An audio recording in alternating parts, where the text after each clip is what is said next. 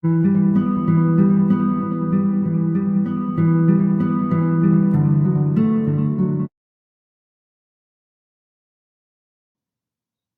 hello guys.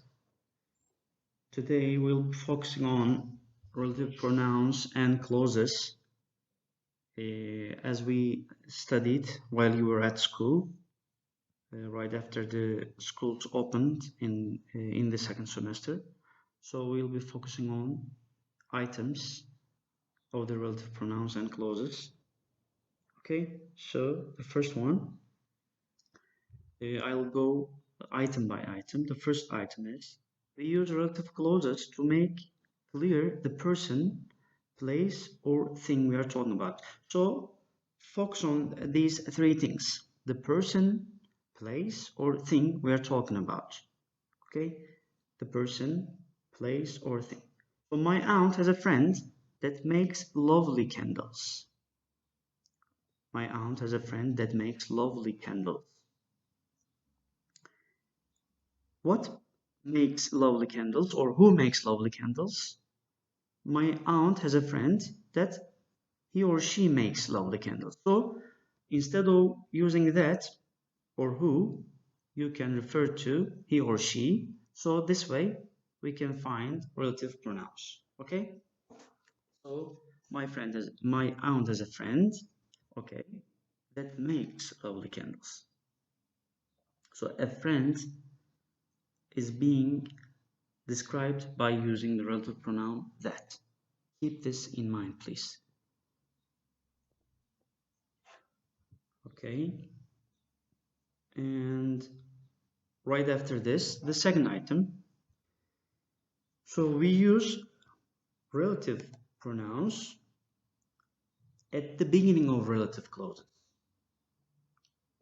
We do not repeat the subject pronoun. It's like we know a lot of people who they live in the village. So here in this sentence, who they live in the village, right after who, we shouldn't use the subject pronoun. Why? Because we are already describing a lot of people. A lot of people is being described. So it is the doer. They are the doer. Right after that who to be used or that to be used. We know a lot of people who live in the village. Okay? So who to be used. And the third item, we use who or that to talk about people. We use who or that to talk about people. The man who or that lives next door to us spends every day in the garden. The man who or that lives next door to us spends every day in the garden. So here the man is being described, is to be described. Because the man is being described, who or that to be used right after it. Why? Because we are giving further details about the man. Okay?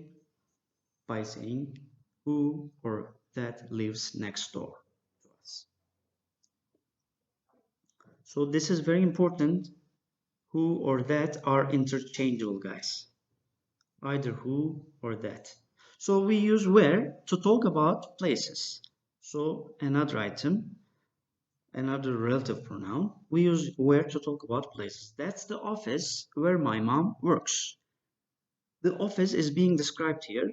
So where my mom works is the second half of the sentence. Why are we going on with where? Because the office is being described. The relative pronoun here is where. The office is important that you need to focus on. So the fifth item, I think, yes, the fifth item, we use which or that to talk about things. Which or that again, as we found it in who or that, they are interchangeably used. Either which or that to talk about things, to give further details about things, we use which or that. I really don't like the movies, the films, which have sad endings. Okay? What movies are we talking about here? The movies, the films that have sad endings. So what's being described? The thing is being described. What is the thing? Is the film. So the last one, we use whose to talk about possessions. Okay? So what is possession? Possession is something that belongs to someone. Okay? So, teacher, what is whose to be replaced by then? Here arises a great question. What is whose to be replaced by? So, as you see, the name of the guy whose phone charger I borrowed last week. Do you remember the name of the guy? The name of the guy to be described. So right after the guy, whose is used. Why? Because right after whose, phone, which is a noun, is used. Phone charger, sorry. Phone charger is used. That shows that it belongs to this guy. Okay. So here I need to open a parenthesis and I need to talk about the possessive adjectives, what they are. So why possessive adjectives are important? Because if you know the possessive adjectives, then you can easily replace the possessive adjectives with the relative pronoun whose. Okay, let's repeat them then. My, his, her, its, our, your. Your could be used in both sense, either in plural or in singular sense. And the last one, their. Okay, these are all called possessive adjectives. Why are they important to you? If you know the possessive adjectives, it's much easier to you to change them with the relative pronoun whose. So if we make the sentence this way, we remember the name of the guy. Okay, this is the first part. Don't use whose. Let's use his phone charger I borrowed last week. As you see, if I used instead of whose, his, there makes no change in meaning. Why? Because the relative pronoun whose is to be changed by possessive adjectives. Please guys keep this in mind as well. Whose is the relative pronoun and these are the ones that we call possessive adjectives. They are interchangeably used.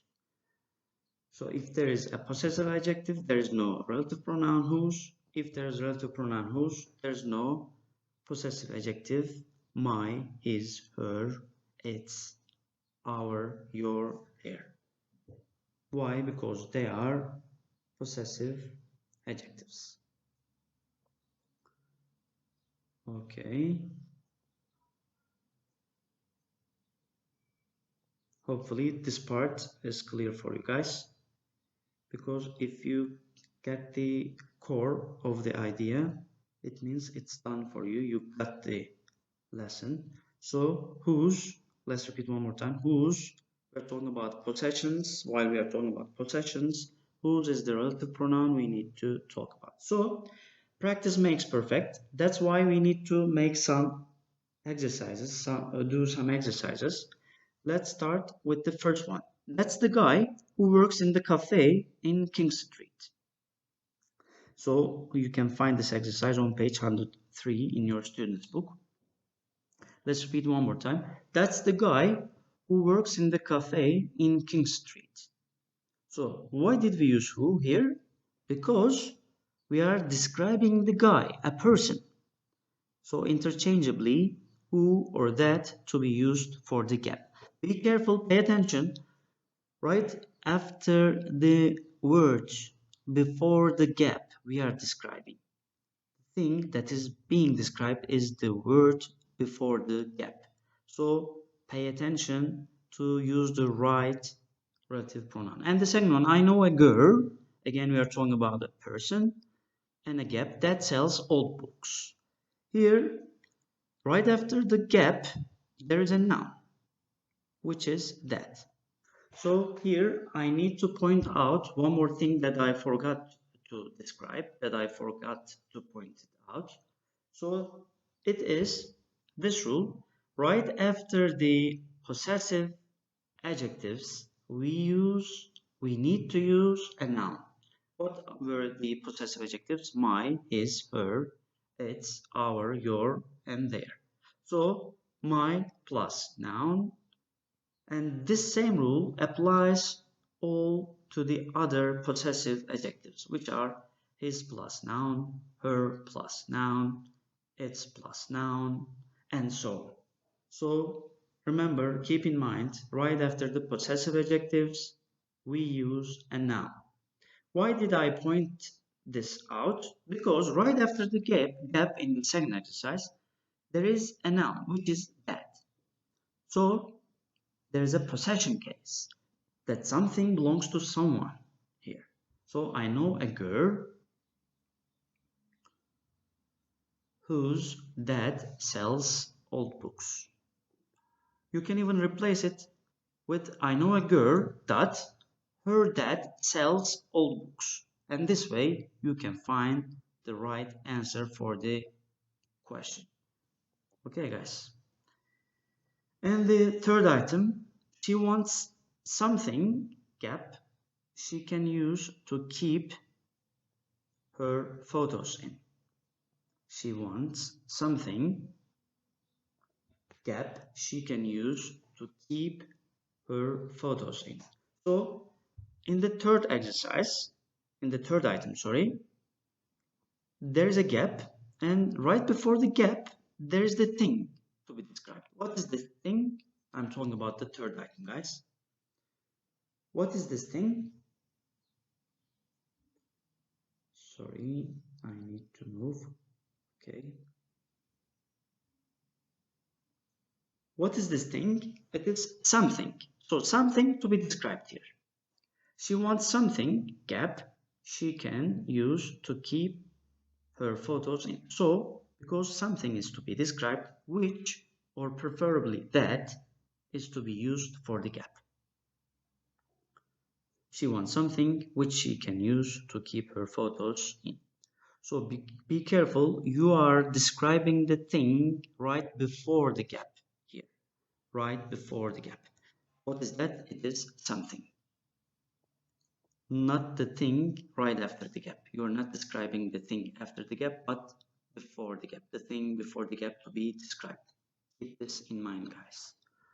Okay, great. So next item. William really liked the present, gap, we gave him. What is being talked about? What is being mentioned? The present is being mentioned. So it's a thing. Because it's a thing, we need to focus that which or that is to be used. Why? Because we are describing a thing. So the sentence will sound like William really liked the present which we gave him, or that we gave him. And the fifth item, they went to the park. Here there is a case of place, location. So because we are talking about the location, we need to find the proper relative pronoun, which is where. They went to the park where the tennis courts are. We are referring to the location, the place. And the last item, the men and women, so plural, gap, are eating ice creams. No, my parents. So here, the gap, before the gap, the men and the women are the doer. They are doing the action. So we do not need to talk about a possession case, but a case of who or that, because they are doing the action. So because there's no possession, so who or that fits to the sixth gap. And the last part, which is finding the errors in each sentence. Finding the error in each sentence means in each sentence from 1 to 6, there is a mistake that you need to find out. So here, this is the place which I bought my blue shirt. So which is not to be used here because the place is available, so where to be used. The woman who's wearing a blue top is my aunt. So guys, here, please pay attention to the pronunciation of the words. Whose and whose, which is written in who, W-H-O apostrophe S, their sounds look like the same. So they make a great difference. So before using, you need to decide which is to use properly. The woman, we are not talking about a possession case, but we know that the woman is the doer. So who is wearing a blue top is my aunt. So who's to be omitted from the sentence instead of it, because who's is talking about a possession case. Instead of it, we use who is, as I spelled it to you. Okay, guys. The third item, I first saw it on a blog, what I follow. So we didn't study any relative pronoun called what, but we studied who or which or that. So what is omitted, instead which or that to be used for this third item, and the sentence sounds like I first saw it on a blog, which I follow, or that I follow. Okay, because what wasn't studied. And the fourth one, the invention that it changed the world was the wheel. Remember the rule, guys, because the invention is the subject here. What was the rule? Let's flashback, let's turn back. We do not repeat the subject pronoun, right? What if we repeat? If we repeat the subject pronoun right after the relative pronoun, in such a case, it's a mistake, it's an error. As in the sentence, we know a lot of people who they live in the village. So if you say the sentence in this way, something sounds weird, so better they to be out. And such like the invention that it changed the world was the wheel, so it is to be out.